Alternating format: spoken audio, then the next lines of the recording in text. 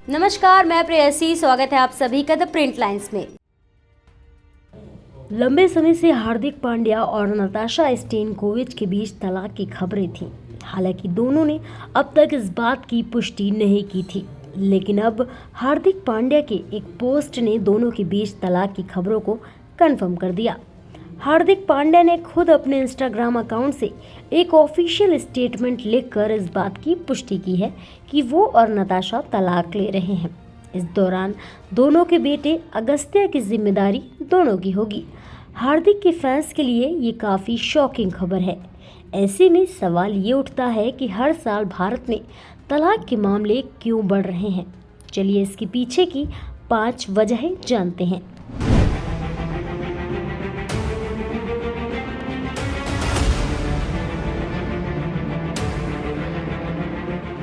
हार्दिक पांड्या और नताशा के बीच तलाक की खबर ने सभी को हैरान जरूर कर दिया है, लेकिन देश में बढ़ते तलाक के मामलों को देखते हुए कुछ ही समय में तलाक हो जाना कोई नई बात नहीं है। देश में तलाक के बढ़ते मामलों में कुछ कारण ज़्यादा खुलकर सामने आते हैं, जिनसे तलाक की स्थिति बनती है। ऐसे में चलिए इन कारणों पर नज़र डालते हैं।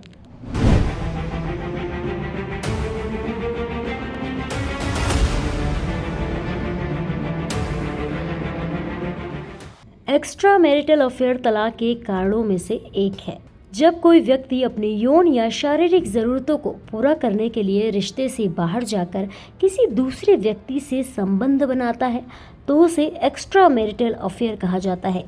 एक बार जब जीवन साथी को धोखा महसूस होता है, तो उसके लिए फिर से भरोसा हासिल करना मुश्किल हो जाता है। ये देखा गया है कि एक्स्ट्रा मैरिटल अफेयर के कारण 20 से 40% तलाक हुए हैं। एक्स्ट्रा मैरिटल अफेयर का मुख्य कारण इमोशनल अटैचमेंट की कमी भी बताई जाती है।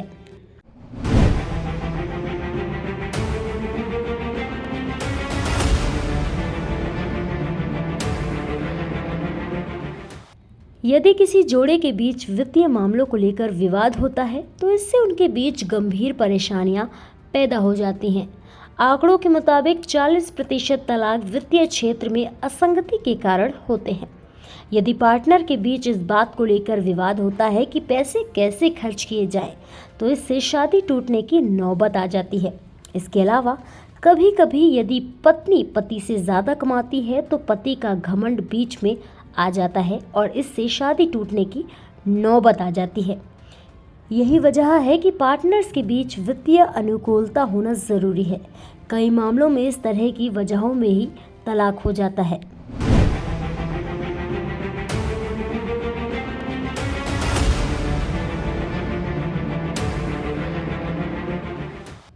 कई बार दो जोड़ों के एक दूसरे से बातचीत की कमी के चलते ही तलाक की नौबत आ जाती है।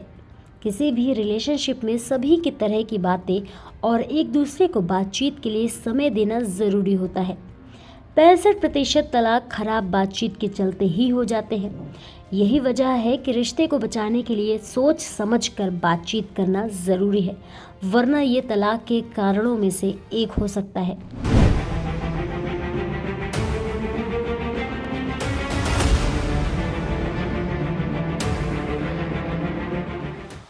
किसी भी रिश्ते को स्वस्थ बनाए रखने के लिए एक दूसरे का विचारों का सम्मान करना भी बेहद ज़रूरी है। यदि ऐसा नहीं होता है, तो ये तलाक की वजह बन जाता है।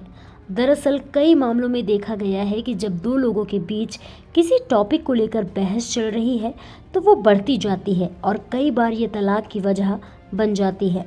लगभग 57.7% तलाक के मामले लगातार बहस के कारण होते हैं।